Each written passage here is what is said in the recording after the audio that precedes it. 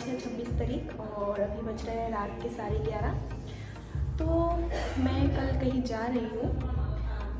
कल 6 बजे मेरी फ़्लाइट है, तो अभी मैं पैकिंग वैकिंग कर रही हूँ और फिर रेडी होके निकल जाऊँगी। तो आप लोग देखते रहिए कहाँ जा रही हूँ मैं।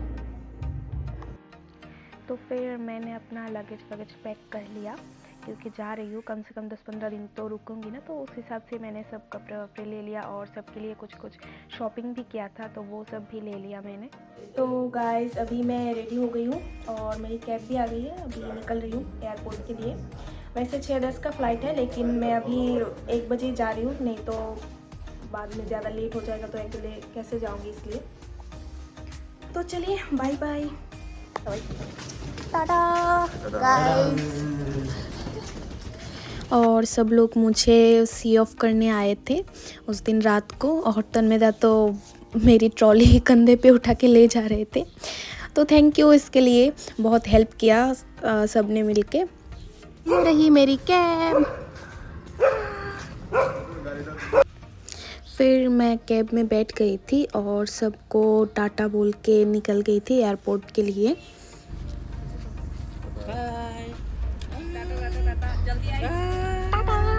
तो मेरे घर से एयरपोर्ट पहुंचने में 40 to 45 मिनट्स लगते हैं, क्योंकि मैं पहले भी 2 बार गई थी तो मैं इतने टाइम में ही गई थी। लेकिन इस बार मैं 20-25 मिनट्स में पहुंच गई। शायद जैम नहीं था रात को, इसलिए जल्दी पहुंच गई। तो एयरपोर्ट पहुंच के मैंने सबसे पहले अपना बोर्डिंग पास निकाला, सेल्फ़ बोर्डिंग पास, नहीं तो लाइन में खड़े होकर फिर बोर्डिंग पास निकालना पड़ता। तो इसलिए मैंने पहले ही निकाल लिया था, तो थोड़ा टाइम बच जाता है। लेकिन वैसे भी मेरे पास टाइम बहुत था, लेकिन फिर भी मैंने सेल्फ़ ही निकाल लिया, क्योंकि लाइन में खड़े होने से अच्छा है तो खुद से ही निकाल लूँ ना। और मैंने फ़र्स्ट टाइम ऐसे मशीन से बोर्डिंग पास निकाला, सेल्फ़ नहीं तो पहले तो मैं काउंटर से ही लेती थी बोर्डिंग पास। आ तो गई अंदर, अभी समझ नहीं आ रहा है कहाँ जाऊँ, क्योंकि इस वाले टर्मिनल में मैं आज फ़र्स्ट टाइम आ रही हूँ। पहले तो टर्मिनल 2 से जाती थी। चलिए देखते हैं। फिर मैं आके खड़ी हो गई थी लगेज ड्रॉप करने के लिए। तो यहाँ पे थोड़ा लाइन था, तो यहाँ पे मुझे 10-15 मिनट टाइम लग गया। नहीं तो मैं बोर्डिंग पास और जो लगेज टैग होता है वो तो मैंने पहले ही निकाल लिया था, तो इसलिए टाइम थोड़ा बच गया मेरा। अभी मेरी सिक्योरिटी चेकिंग वगैरह भी सब कंप्लीट हो चुकी है और अभी मैं जा रही हूँ अपनी गेट की तरफ। और ये रहा मेरा बोर्डिंग पास जो मैंने पहले ही निकाल लिया था। तो मैं जा रही हूँ, मेरा गेट नंबर 22 है। अभी ढूंढना पड़ेगा, क्योंकि दिल्ली एयरपोर्ट तो ऐसे छोटा मोटा एयरपोर्ट नहीं है ना। तो मैं ढूंढती हूँ कहाँ है गेट नंबर 22। तो मैं अपना गेट ढूंढने के लिए जा रही थी, और तब भी मेरी नज़र में आई कि यहाँ पे बहुत सुंदर सुंदर मूर्तियाँ बना के रखे हैं। पहले तो मैं टर्मिनल 2 और टर्मिनल 3 पे गई थी, वहाँ पे भी बहुत अच्छे अच्छे मूर्तियाँ हैं, लेकिन टर्मिनल 1 पे भी है।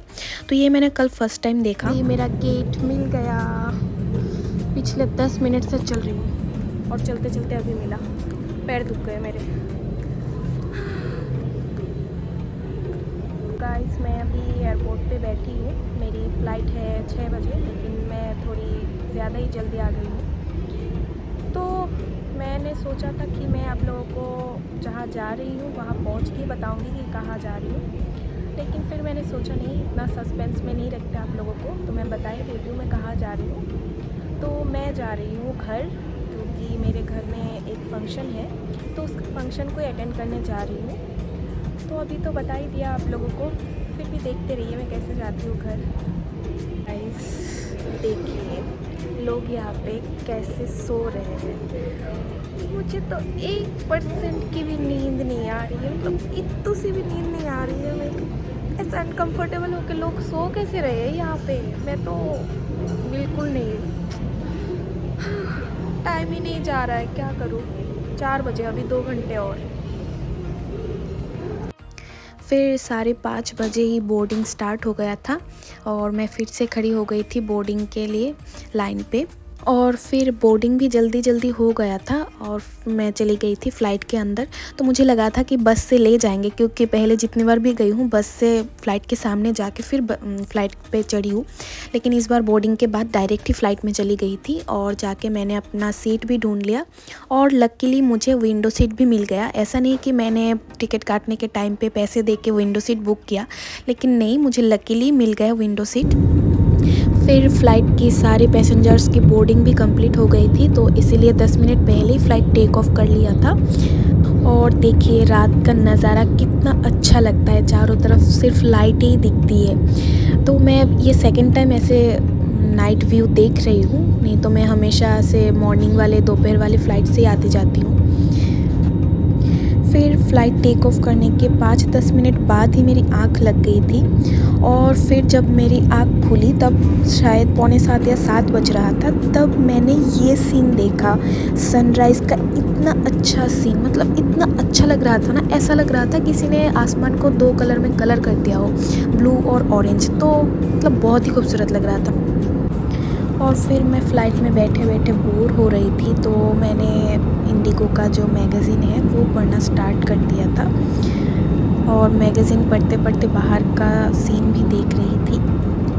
फिर फ़्लाइट लैंड करने के 15-20 मिनट पहले मेरे कानों में इतना दर्द होना शुरू हो गया, मतलब अनबियरेबल पेन हो रहा था। वैसे तो सबको ऐसे होता है फ़्लाइट में उठने पे, लेकिन पता नहीं मुझे इतना हो रहा था या सबको ही होता है। तो मुझे आप लोग कमेंट में ज़रूर बताना, क्या आप लोगों को भी इतना ज़्यादा ही होता है या थोड़ा बहुत होता है? फिर भी थोड़ा बहुत तो मान सकती हूँ, लेकिन कल तो मुझे बहुत ज़्यादा ही पेन कर रहा था। फिर घर आने के बाद भी 2-3 घंटे तक मुझे कानों से कुछ सुनाई भी नहीं दे रहा था और पेन हो रहा था। फिर मैं आ गई थी अपना लगेज लेने के लिए, और यहाँ पे ऑलरेडी भीड़ हो चुकी थी, तो मैं जल्दी-जल्दी जाके जगह पकड़ लिया था। तो अभी मैं निकल रही हूँ, और मैंने ऑटो भी बुक कर लिया है, ऑटो आ ही रहा है। लेकिन मेरी ऑटो 15-20 मिनट से आ ही नहीं रहा था। मैं खड़ी थी वहाँ पे, तभी मुझे शौकतदा मिल गए थे, वो भी दिल्ली से आ रहे थे। तो उन्होंने अपना गाड़ी भी मंगवा लिया था, तो उन्होंने मुझे बोला कि चल मैं तुझे छोड़ देता हूँ, फिर मैं घर चला जाऊँगा। तो उन्होंने मुझे एकदम घर के सामने ड्रॉप किया, तो इसके लिए थैंक यू शौकतदा, मुझे घर पे ड्रॉप करने के लिए। और फिर फाइनली 4-5 महीने बाद मैं आ गई अपने घर पे। तो घर पे आने के बाद मैंने सबसे पहले ही माँ को और बाबा को बुलाया, तो फिर मैं दरवाज़ा खोल के अंदर चली गई थी, और मेरी आवाज़ सुन के सबसे पहले बाबा दौड़ के आए, उसके बाद माँ दौड़ के आई, और मुझे देख के दोनों ही बहुत खुश हो गए थे। और माँ तो आते ही मुझे ऐसे पकड़ लिया पूरा। और एक और बात मैं आप लोगों को बोलना चाहती हूँ, मेरा घर आने का रीज़न तो ये है कि मैं घर आई हूँ मेरे भाई के शादी के लिए। और ये देखिए माँ मेरे लिए पीठा बना रही थी, क्योंकि मुझे ये जो पीठा है ना, हम लोग चितौल पीठा बोलते हैं, ये खाना मुझे बहुत ही पसंद है। तो इसलिए मैं घर आते ही माँ ने ये बनाया मेरे लिए। तो आप लोग मुझे कमेंट में ज़रूर बताना कि आप लोगों को ये पीठा खाना पसंद है या नहीं। तो अभी आप लोगों ने देखा कि माँ मेरे लिए पीठा बना रही है, क्योंकि मुझे ये वाला पीठा खाना बहुत ही पसंद है। और ये वाले जो पीठा है ना, वो ऐसे वाले मिट्टी के चूल्हे पे बहुत अच्छा बनता है। इसका जो फ्लेवर आता है ना, वो बहुत ही अच्छा होता है। गैस पे भी बनता है, लेकिन गैस पे उतना अच्छा नहीं होता है। तो इसलिए माँ आज मेरे लिए बना रही है ये पीठा। तो अभी मैं फ़्रेश होके पीठा वीठा खाती हूँ, और फिर थोड़ी देर रेस्ट करती हूँ, क्योंकि कल पूरी मैं बिना सोए आई हूँ, अभी बहुत ज़ोरों से नींद आ रही है। तो गाइस इस वीडियो को यहीं एंड कर देती हूँ, और अभी तो मेरे घर के ब्लॉग्स आते रहेंगे, तो देखते रहिए आप लोग। Tata bye bye, take care and thanks for watching my video.